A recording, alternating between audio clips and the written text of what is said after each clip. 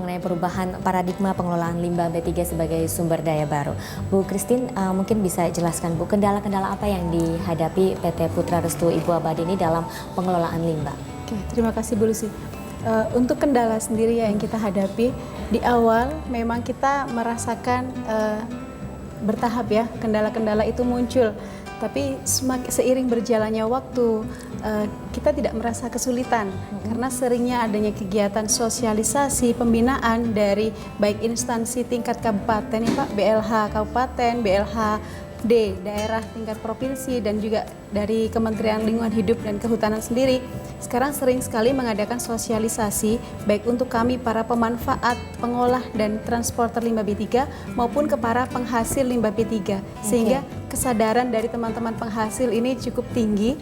Jadi kendala-kendala itu sekarang rasanya sudah tidak lagi kita temukan di lapangan. Baik, dalam hal kendala regulasi ataupun kendala teknis bagaimana?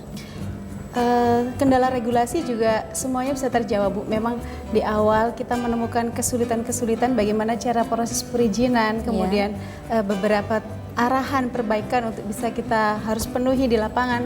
Akan tapi itu semua bisa berjalan karena saya ucapkan terima kasih kepada tim KLHK yang selama ini terus membina, mengawasi sehingga industri yang kami ciptakan ini sampai saat ini bisa berjalan baik. Sudah berapa lama berjalannya Bu Christine?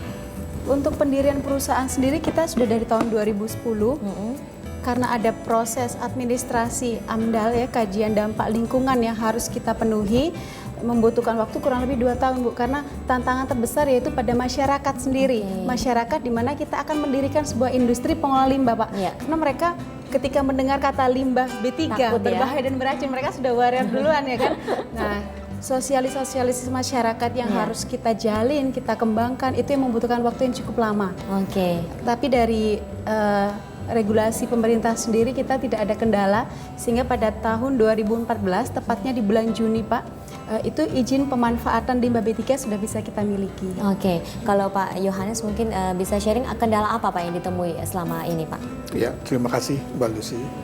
Ya, salah satu kunci sukses di bisnis pengolahan kita itu adalah di management collection. Pemerintah itu setiap saat memperbaiki, dan saat ini udah baik. Itu mulai dari sumber sampai pengolahan itu ketat sekali. Gitu. Ya. Jadi masalah yang kami hadapi adalah masalah persaingan, betul kata Pak Said bahwa kita itu harus comply sebagai perusahaan yang eksis sudah lama. Kita comply terhadap setiap proses di collection kita, mulai dari sumber sampai ke tempat kita diolah gitu. Kita harus bersaing dengan perusahaan yang nggak comply gitu, dimana seperti kita ketahui bahwa cost untuk perizinan itu kan cukup tinggi juga, ya, sehingga di situ kita menghadapi kendala. Dan juga ya masalah keuangan, karena untuk memperoleh pelumas bekas itu harus dibayar cash atau diberikan uang muka. Oh begitu? Iya, itu ya. Karena kita berhubungan dengan pengumpul kecil yang jumlahnya cukup banyak ya. Sesuai dengan tadi sekitar 4.000 pengumpul di Indonesia. Sejak adanya Undang-Undang 32 2009 itu semakin membaik ya. Pengawasannya, kontrolnya dari KLHK ya, itu. Dan kita juga udah menciptakan sistem IT kita, ICT kita, di mana sumber itu dapat langsung memonitor perjalanan limbahnya sampai ke tempat kita. Ya, mereka dapat mengakses database kita karena penghasil limbah itu sesuai Undang-Undang Pasal 88 Pak Said itu bertanggung jawab mutlak. Ya, jadi tanpa pembuktian lebih lanjut dia harus bertanggung jawab. Limbahnya itu dikemanakan sampai kemana. Itu. Baik. Mungkin ada harapan apa dari Pak Yohanes dan Bu Christine, singkat saja? Kalau dari kami ya itu diperlakukan sama gitu ya. Jadi pengawasannya, penegakan hukumnya itu jangan harus bersebelah begitu ya Pak? Ya, jangan bersebelah karena itu cost bagi kita. Ya, kalau Bu Christine?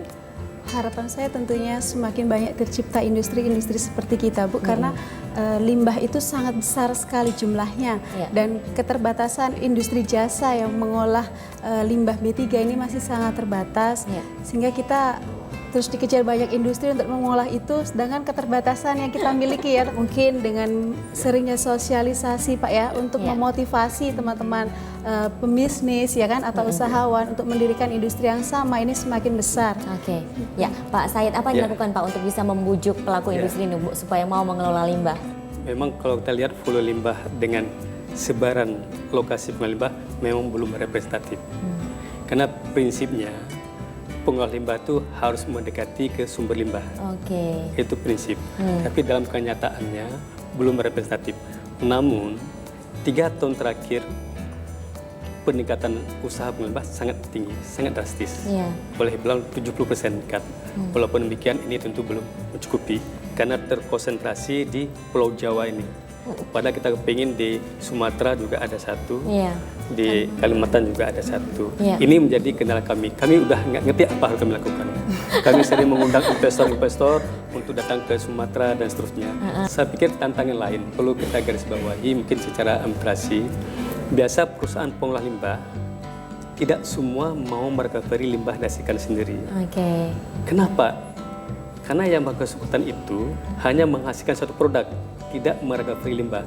Ini menjadi tantangan juga bagi kami. Oke, baik. Kita berharap tantangan-tantangan ini bisa diselesaikan ke depan ya Pak, supaya bisa lebih banyak lagi pelaku industri yang tertarik untuk mengelola limbah sehingga menciptakan lingkungan yang bersih di negeri kita. Baik, terima kasih untuk kehadirannya Pak Said dan juga Bu Christine dan Pak Yohanes. Pemirsa, demikian perbincangan kami, dan jangan kemana-mana karena Metro TV masih akan berlanjut dengan sejumlah informasi menarik lainnya. Saya Lucia Saharuy undur diri, sampai jumpa.